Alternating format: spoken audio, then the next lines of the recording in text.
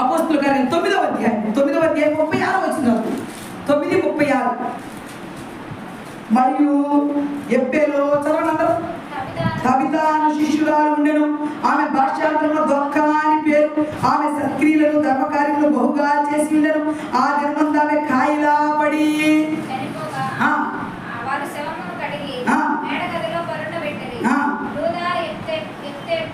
లుద్ద ఎబ్బేకు దగ్గరగా ఉండుట చేత పేతురు అక్కడ ఉన్నాడని శిష్యులు విని అతను తడువు చేయగా తమ యొద్దకు రావాలని వేడుకుంటూ 2 మనుషులను అతని యొద్దకు పంపి పేతురు లేచి వారితో కూడా వెళ్ళి అక్కడ చేరినప్పుడు వారు మేడగదిలోనికి అతన్ని తీసుకుని వచ్చి విధవరాలందరూ వచ్చి ఏడ్చుచు దొరక తమతో కూడా ఉన్నప్పుడు పుట్టిన అంగీలు వస్త్రములు చూపుచు అతని ఎదుట లేచి పేతురు అందరినీ వెలుపలకు పంపి మోకాళ్ళలోని ప్రార్థన చేసి శవం వైపు తిరిగి తబితా నెమ్మదిగా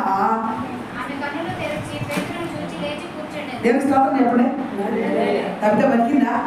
ఎందుకు బతికింది చెప్పాలి. ఇక్కడ ఏం కార్యాలు చేసింది తబిత? ధర్మకార్యాలు చేసింది. ఏం ధర్మకార్యాలు అయ్యి? బట్టలు కుట్టించింది. ఆమె మిషన్ కుట్టింది కాబట్టి మిగిలిపోయిన మొక్కలు ఉంటాయి కదా, ఆ మొక్కలన్నిటి పెట్టి అంగీలు కుట్టించిందని. ధర్మకార్యం చేసిందా లేదా? ధర్మకార్యం చేసిన ఒక రోజు చచ్చిపోయింది. నిజంగానే చచ్చిపోయింది. చచ్చిపోతే బట్టలు కుట్టుకున్న వాళ్ళంతా ఏమన్నారు?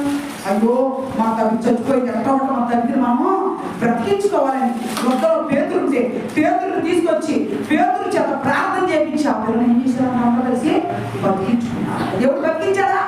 నీ ధర్మకార్యాలు, నీ రోగాల నుంచి బతికితేలేవా?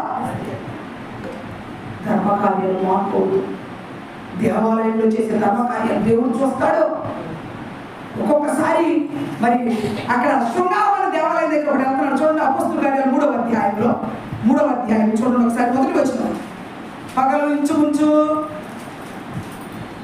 పగలు 3 గంటలకు ప్రార్థన కాలమున. అపోస్తుల కార్యాలు 3వ అధ్యాయం మొదటి వచ్చిన పగలు 3 గంటలకు ప్రార్థన కాలమున పేతురు యోహాను దేవాలయంలోకి ఎక్కి వెళ్ళి చూడగా పుట్టినది మొదలుకొని పుట్టివాడైన ఒక మనుషులు మోసుకొని పోవచ్చుండెను.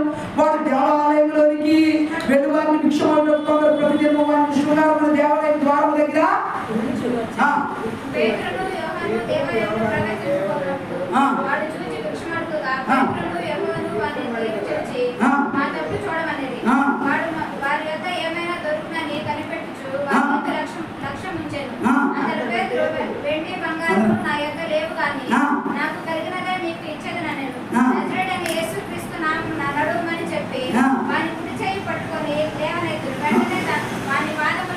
చీలమండలను